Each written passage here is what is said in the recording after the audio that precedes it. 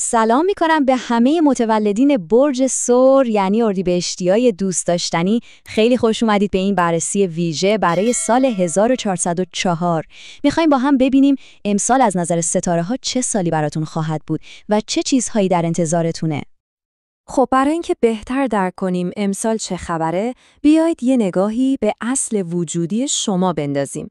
شما اردیبهشتی‌ها عنصرتون خاکه. این یعنی چی؟ یعنی ثبات، یعنی پایداری، یعنی محکم بودن.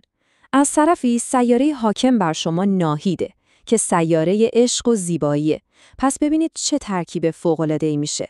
ثبات و پایداری در کنار عشق و جذابیت. اینا کلیدهای امسال شما هستن. سال 1404 برای شما سال ثبات، رشد و برداشته. یعنی چی؟ یعنی امسال قرار نتیجه زحمت‌هایی که قبلا کشیدید رو ببینید. اون پایه‌هایی که ساختید حالا قرار محکم‌تر بشن و شما میوه‌شو بچینید. پس خودتون رو برای یه سال پر از نتیجه و برداشت آماده کنید. یه تشبیه خیلی قشنگ برای امسال شما وجود داره که میگه همونطور که یه باغبان بعد از سالها تلاش میوه درختاش رو برداشت میکنه، شما هم امسال نتیجه کارهای گذشته‌تون رو میبینید. واقعاً همینه. امسال سال درو کردنه. هرچی کاشتید حالا وقت برداشتشه. خب، حالا که کلیات رو فهمیدیم، بیایید ببینیم نقشه راهمون چیه. قراره چند تا بخش مهم زندگی رو با هم بررسی کنیم. اول از همه ثبات و برداشت کلی امسال. بعد میریم سراغ مسائل عاطفی و عشق، بعدش رشد مالی و کاری و در نهایت هم به سلامتی و تندرستی میپردازیم. البته یه توصیه نهایی هم برای آخر کار داریم. پس با ما همراه باشین. خب، بخش اول عشق بر پایه اعتماد. بریم سراغ یکی از مهمترین بخش‌های زندگی، یعنی روابط عاطفی. کلیدواژه امسال برای شما توی این زمینه اعتماده. همه چیز حول محور اعتماد و ایجاد یک رابطه امن و پایدار میچرخه. یه نکته جالب وجود داره.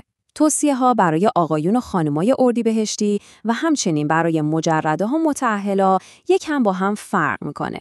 اگه مجرد هستید، چه آقا چه خانم، امسال شانس زیادی دارید که از طریق محیط کار یا خانواده با یه فرد جدی و قابل اعتماد آشنا بشید.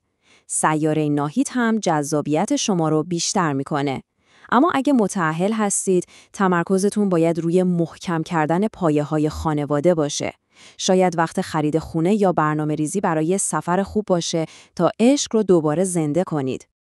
خب 2 تا توصیه کلیدی برای روابط شما داریم. اول اینکه اصلاً عجله نکنید. اجازه بدید عشق آروم آروم و به شکل طبیعی رشد کنه. این خیلی مهمه. و یه توصیه ویژه هم برای خانمای اردیبهشتی. حواستون به حس مالکیت بیش از حد باشه. یکم فضا دادن به طرف مقابل میتونه رابطتون رو خیلی محکم‌تر کنه. خیلی خوب. از عشق که بگذریم میرسیم به یه بخش مهم دیگه، کار و مسائل مالی. بیایید ببینیم امسال از لحاظ مالی قراره چه رشدی داشته باشید و چطور میتونید این رشد رو باثبات و پایدار کنید. خبر خوب اینه که امسال میتونید منتظر یه رشد مالی باثبات باشید. احتمال اینکه درآمدتون زیاد بشه، پاداش بگیرید یا توی یه سرمایه‌گذاری امن موفق بشید خیلی بالاست. همونطور که گفتیم، عنصر خاک به شما صبر و آینده نگری داده و دقیقاً همین ویژگی هاست که امسال بهتون کمک میکنه بهترین تصمیم‌های مالی رو بگیرید. خب، حالا بریم سراغ بایدهای مالی. امسال باید چی کار کنید؟ اول اینکه پروژه‌های کاری جدید رو با جدیت دنبال کنید تا یه منبع درآمد مطمئن برای خودتون بسازید. دوم، تمرکزتون رو بذارید روی سرمایه‌گذاری‌های بلند مدت. و سوم، سعی کنید دارایی‌های با داوام مثل ملک یا طلا بخرید. فکر سودهای یه شبه نباشید. امسال سال ساختن آینده است. و اما نبایدها، به همون اندازه که بایدها مهمن، نبایدها هم مهمن. امسال باید از چی دوری کنید؟ اول، تغییرات شغلی ناگهانی و خیلی بزرگ. دوم، سرمایه‌گذاری‌های پرخطر و هیجانی.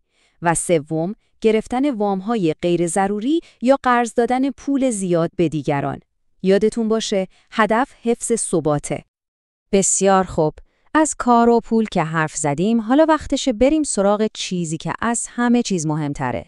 سلامتی و تندرستی شما. چون در نهایت این سلامتیه که به شما اجازه میده از تمام این موفقیت‌ها لذت ببرید. تندرستی واقعاً کلید آرامشه. یه هشدار مهم برای امسال.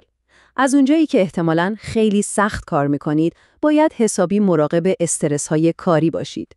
این استرس‌ها ممکنه خودشون رو به شکل دردهای جسمی، مخصوصاً توی ناحیه گردن و کمر نشون بدن. از طرفی تمایل به کم تحرکی و افزایش وزن هم وجود داره. پس حواستون به این موارد باشه. خب برای مقابله با این مسائل یه برنامه سلامتی 3 مرحله‌ای براتون داریم. خیلی ساده و کاربردیه. اول تغذیه و ورزش. حتما یه رژیم غذایی سالم داشته باشید و به طور منظم ورزش کنید. دوم مدیریت استرس. کارهایی مثل یوگا یا حتی یه پیاده روی ساده میتونه تنش رو ازتون دور کنه. و سوم کیفیت خواب. سعی کنید یه محیط آروم و بدون استرس برای خوابتون فراهم کنید. و اما میرسیم به بخش آخر و جمع‌بندی نهایی. بیایید ببینیم مهمترین توصیه‌ای که برای سال 1404 باید توی ذهنتون داشته باشید چیه؟ این جمله عصاره تمام حرف‌هایی که زدیم. با صبر و حوصله بکارید تا ثمره شیرین برداشت کنید. این یعنی چی؟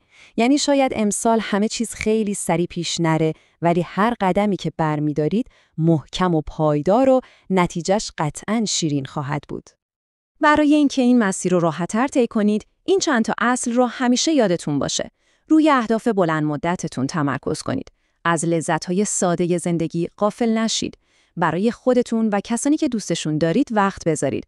و در نهایت با تمرکز روی پایه‌های زندگیتون آرامش درونی رو پیدا کنید. اینها چراغ راه شما در امسال هستن.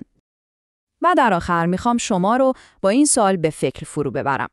شما به عنوان یک متولد برج ثور چطور میخواید از این انرژی فوق‌العاده ثبات و پایداری که امسال در اختیارتونه برای ساختن آینده‌تون استفاده کنید؟ بهش فکر کنید.